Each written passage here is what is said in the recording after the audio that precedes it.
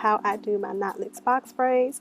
I recently uploaded a knotless box braids video, but it wasn't a voiceover, it was more of a visual, and I kind of want to give you guys a voiceover just so I can explain exactly what I do.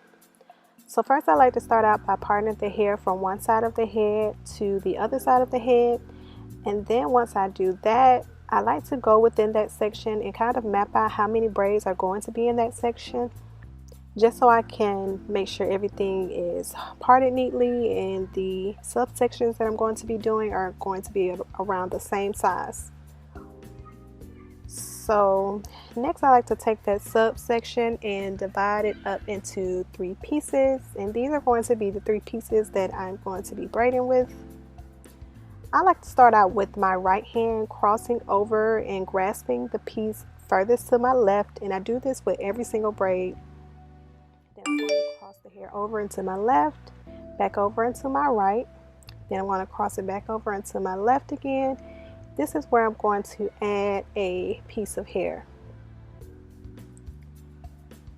And in order for the roots to not be too bulky, make sure you don't add too much hair, but just enough. So once I cross the hair back over in my right and then again back over to my left, I'm going to add additional hair. And I'm going to repeat this